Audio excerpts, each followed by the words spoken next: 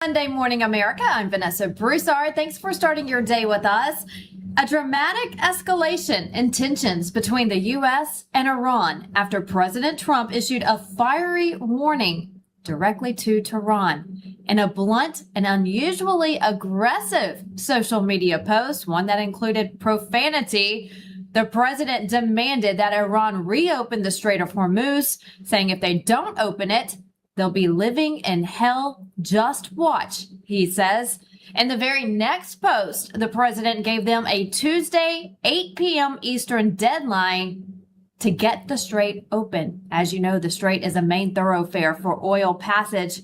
Ships need to go in and out, and while the U.S. doesn't depend on Iranian oil, that does impact the entire world. Foreign policy expert Sierra Claire with us this morning. Sierra, good to see you. Let's start with that post that was seen all around the world on Easter morning, breaking it down, very aggressive with some language we haven't heard from the president, not in this capacity. What's your take? Well, Vanessa, I think that the Iranians and everyone else should take President Trump very seriously with this post. As we know, President Trump, he's our, deal maker in chief. He's also a real estate guy from New York. And I think this is his true thoughts. A lot of times you hear people talking about, is he playing something? Is he setting something up? This is just President Trump telling us what he's thinking and telling the Iranians what he's thinking.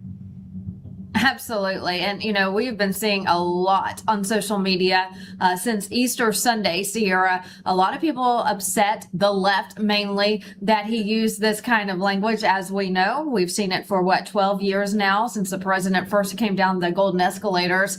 The president, if it's on his mind, it's on his lips. Therefore, it's on his fingertips on social media posts. Those mean tweets, like they like to call them, are back. We love it, because this is a man who's not your typical politician. He's a businessman, like you said, from New York. That's the language they use. And so this is him meaning business. Get it open. He's tried to bargain with them. He went in and he destructed the military there, the regime there, and now he wants that strait open, and they're trying to play hardball, but this isn't a game that I would play with anyone with President Trump on the other side. Looking back at that post, digging deeper into what he said, he mentioned Allah.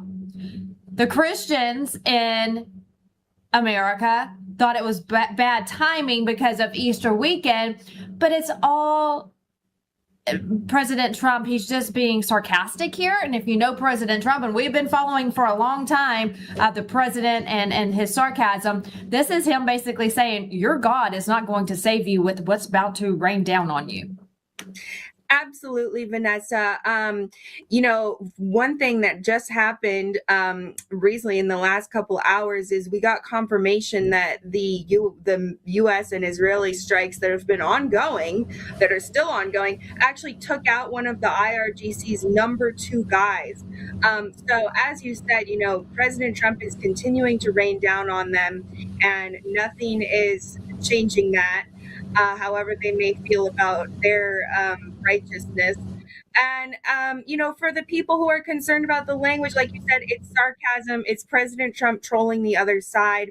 And it's also a good, reminder on Easter weekend that, we're on the right side of this. These are people who use their religion as an excuse to kill innocent non-Muslims. And we are actually protecting people of all religions in this war. There's many different religions that are persecuted in Iran. You're absolutely right. And, it was such a big weekend for the president, for America, for our military, looking at what happened over the weekend, as well as we recovered successfully the second war hero who had gone down, President Trump, releasing this long, lengthy post, also seen around the world, whenever he worked through the weekend, Sierra, to make sure that this American hero was safe, no man left behind. He posted this starting off with, "We got him." What is your take on how our military went into enemy territory to make sure they successfully retrieved and, brought our service member back home. And it was a fight, but they got him. Absolutely, Vanessa. I mean, this is just an amazing story. I've been seeing posts all weekend that say I can't wait to see the movie about this when it comes out in a few years. Those are my thoughts as well. But in terms of what we know about what happened here, this was a military feat. These search and rescue missions, they call them flying low and slow, which is the most dangerous thing you can be doing over enemy territory. And we got out with all of our crew, including the search and rescue crew, and our missing pilot. And the story of, what President Trump explained there in that post of what happened, that our military was just able to go in and operate like that over enemy country. It just really shows the precision. It shows that we're winning this war, and it shows that we will do anything to get our people back. Absolutely. And that's why reason number 175 that I love our military is because this right here shows just how epic they are and how powerful they are and how good they are. President Trump is holding a press conference today. I want our viewers to know about that. That will be held this afternoon. They were going to have it in the Oval Office, Sierra, but since the press, they had so much information coming in from the press that they wanted to attend. They had to move it to the press briefing room. So that's where it will take place this afternoon at 1 p.m. Eastern. We will have that coverage for you right here. We hope everyone tunes in for that. The president to give a statement this afternoon along with our military. So that's going to be another address almost to the nation that we all need to pay attention to. So we'll look forward to that. We have been seeing some video circulating of the carnage left behind from this operation where they went in and saved our military personnel, the two that were downed in that plane, and they went in and got them both. So there's some of that footage right there that was released by CENTCOM, I believe. And this shows too, Sierra, that they went in and destroyed our equipment after they rescued our servicemen so that the Iranians can't go in and use our equipment or any of our military assets in the aftermath. So they finished the job. They successfully rescued our two airmen and then also destroyed our own equipment just so the Iranians can't use it. Benjamin Netanyahu, he's been very vocal about how great of a job this is going and will continue to go. And he's giving some kudos to the president, especially after this weekend, going into enemy lines, enemy territory, and saving our men, our brave men. Take a listen. Congratulations, President Trump. All Israelis rejoice in the incredible rescue of a brave American pilot by America's dauntless warriors. This proves that when free societies muster their courage and their resolve, they can confront seemingly insurmountable odds and overcome the forces of darkness and terror. This rescue operation reinforces a sacred principle. No one is left behind. This is a shared value demonstrated time and time again in the history of both our countries. As a nation that repeatedly carried out daring rescue operations, and as someone who was wounded in such a mission and lost a brother in the Entebbe rescue, Israelis and I, we know what a bold decision you took. President Trump, Donald, my dear friend, once again, your decisive leadership brought another great victory to America. I salute you. We all do. Absolutely, as we should. What a heroic mission, successful mission again. And I want to look at the timing of this. Sierra, a lot went on over the Easter weekend during the holiday with this war. Social media influencers, you and I have talked about this just weeks ago about how they can do so much good. I firmly believe they had a huge influence on the president winning the 2024 election, but they also, on the flip side, can do so much harm.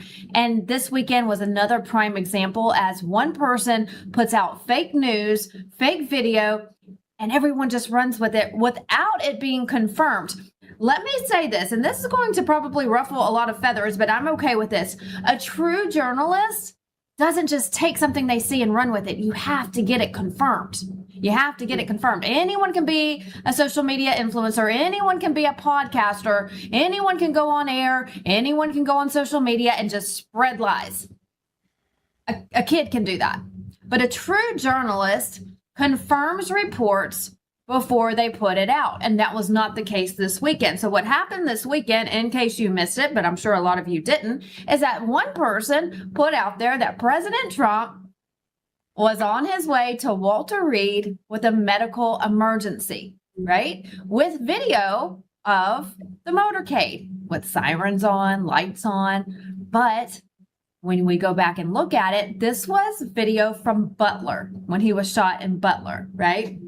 So the whole country goes into a frenzy. President Trump, something's wrong with him. He hasn't made a public appearance. He hasn't spoken to the press in 24 hours. He's at Walter Reed. What is wrong with the president? Nothing. We just saw it. And I want our director to put it back up if we can. The true media, the people who actually, the few out there that truly actually confirm reports before they put it out there, said, no, the president is working in the Oval Office right now.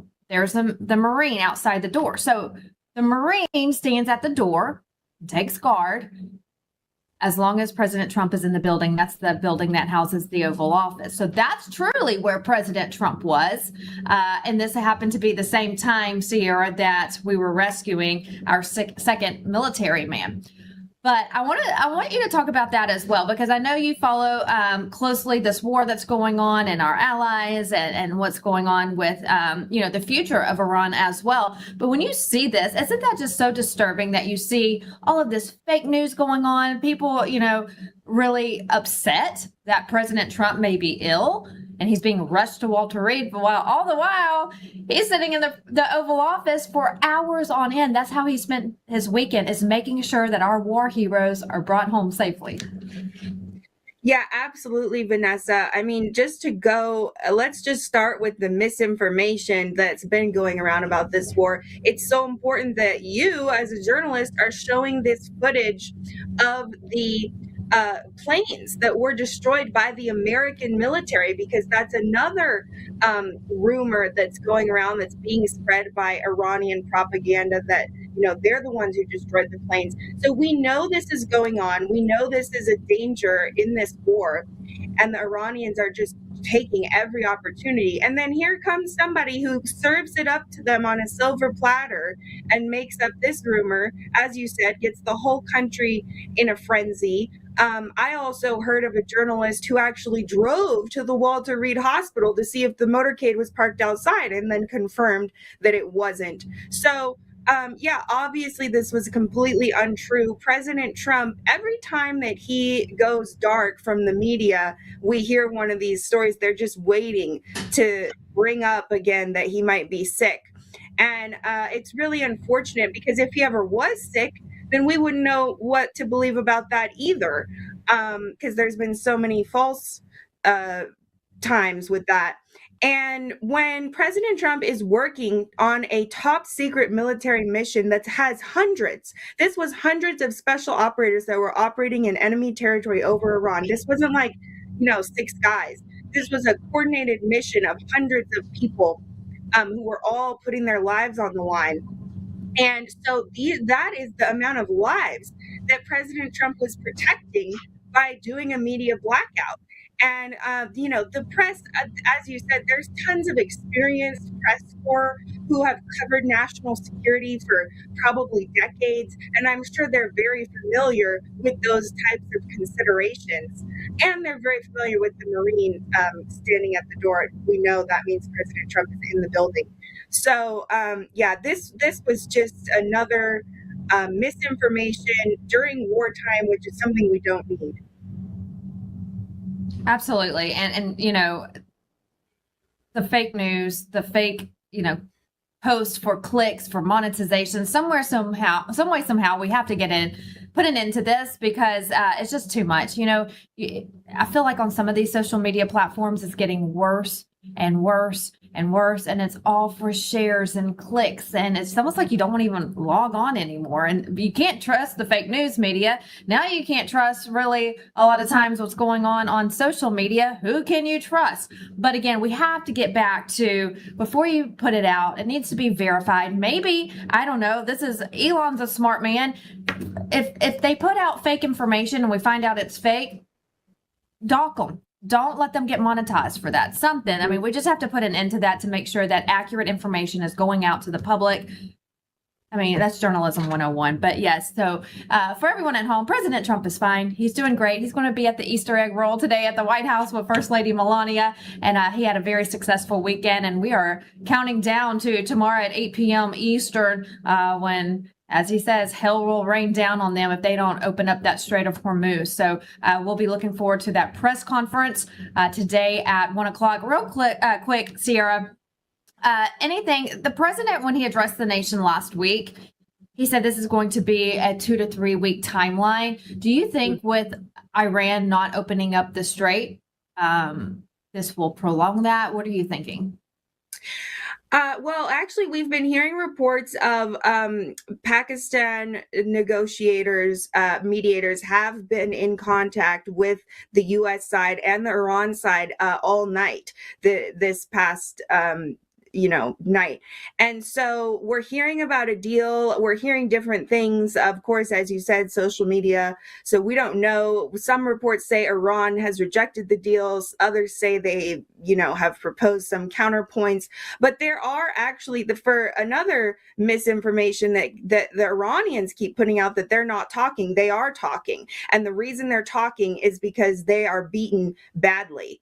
And so I think that, it's very real possibility that we could see a deal by President Trump's Tuesday night deadline. However, again, the Iranian regime has been completely unreasonable. They may not take that opportunity, and in which case we will see this war escalate. The timeline, I think President Trump, has built all of this into his timeline, that he does have the escalation plans, and he knows that they're probably going to take 2 to 3 weeks from the time that he made that announcement. So I'm thinking that the U.S. military, is they're in their phases. They know which phase is which, and they're moving forward with that. Just waiting for the signal from President Trump to, if they get the go ahead to say, please, do go on to the next phase. We didn't get a deal. All right, we're going to continue to watch. Again, he has a 1 p.m. Eastern press conference with the military inside the press briefing room at the White House today. Make sure you're watching LindellTV, the LindellTV app, for the very latest and live